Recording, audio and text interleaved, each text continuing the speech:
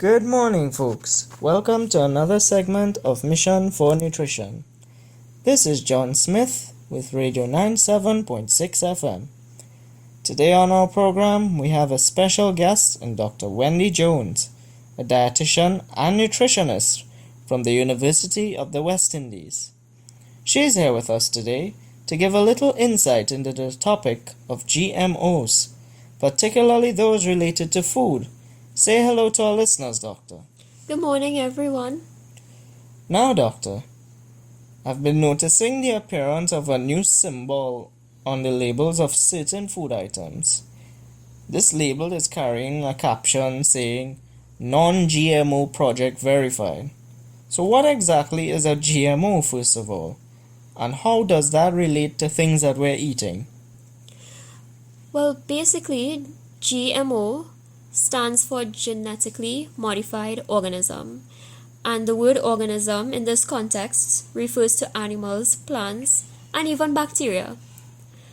These organisms have had alterations made to their DNA in order to change some of their characteristics, and the result is the creation of an organism that does not exist naturally, nor does it exist through artificial means. For example, certain food crops have been genetically modified to be more resistant to diseases, pests, and herbicides. There is even a project where salmon has been genetically modified to grow to maturity in half the time that it takes to occur in the wild. So basically, the overall goal is to increase the benefits to be gained from these organisms. So what is this non-GMO project? Well, they are a non-profit organization that is seeking to build and maintain a non-GMO food supply. They are using guidelines developed by the United Nations to categorize foods into GMO and non-GMO categories. So the symbol that you have been seeing on all of these food packages signifies that these food products have been evaluated and approved by the non-GMO project.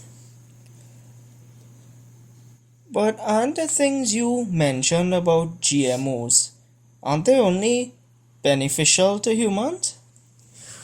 The answer to that question can be both yes and no. Let's once again use the example of plants.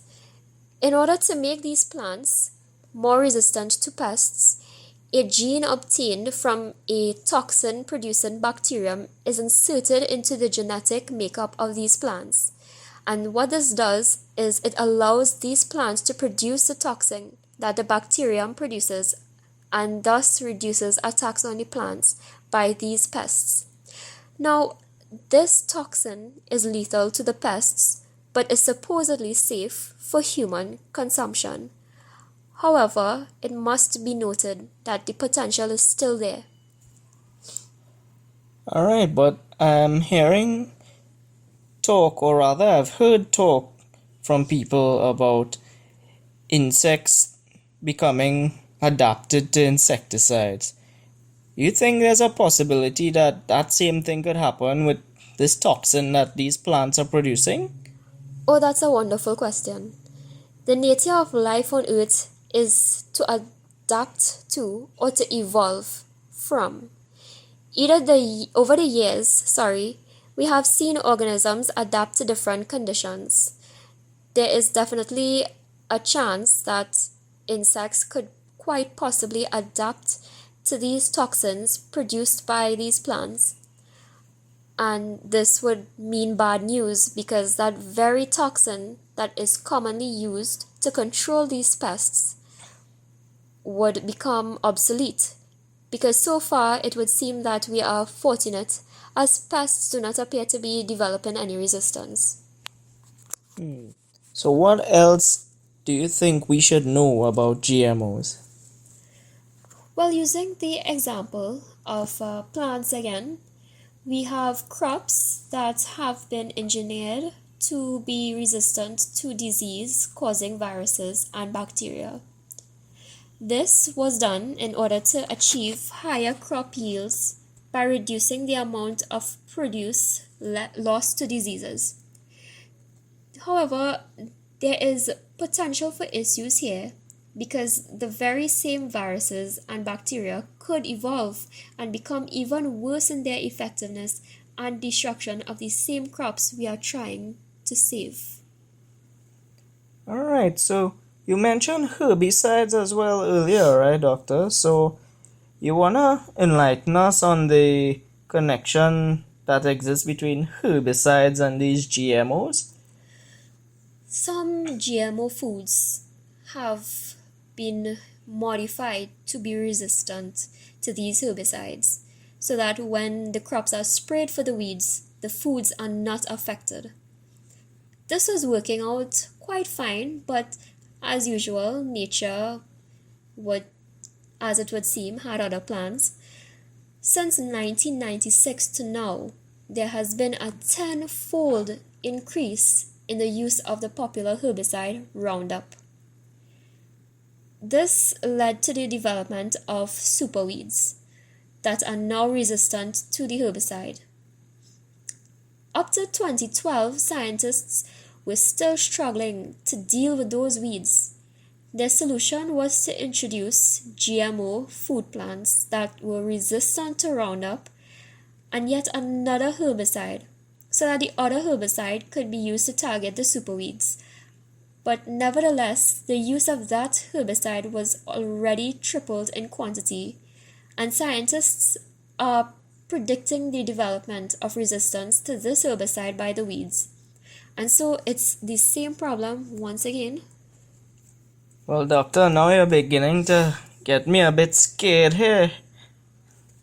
Well, it is a scary thing, John, but there's more. The increased use of these herbicides also pose a high risk to people because the residues from these herbicides can stay on the food crops, and if they are not properly dealt with, they can lead to persons being exposed to them. So doctors and scientists now are already pointing out an increase in illnesses and disorders related to exposure to such herbicides.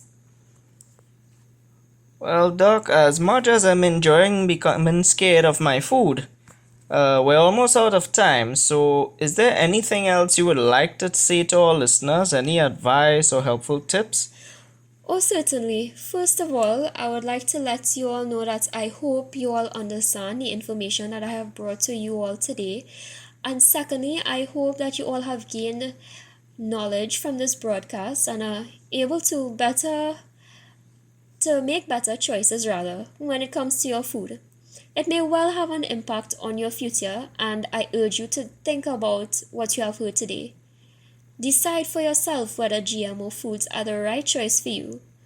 I want to thank all of you for listening, and I thank Radio 97.6 FM and my host John Smith for the opportunity to share my knowledge with all of you.